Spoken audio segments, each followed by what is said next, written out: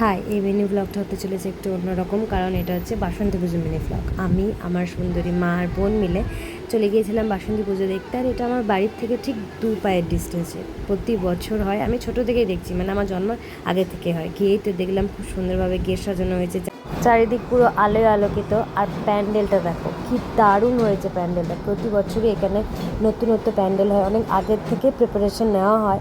আর তারপর তো প্রতিমা দর্শন করলাম এবং খুব ভিড় হয়েছিল, কারণ সেদিন ছিল অষ্টমী।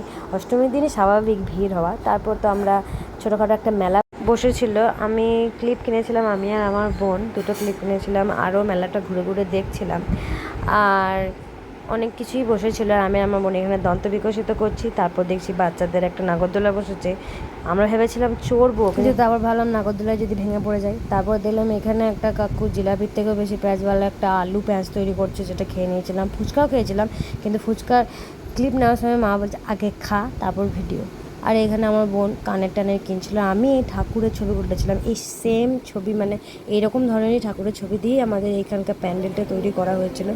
তারপর আর কি, তারপর বাড়ির দিকে রওনা দেওয়া গেল। আবার দেখা হচ্ছে নেক্সট ব্লগে। তো আজকের জন্য টাটা।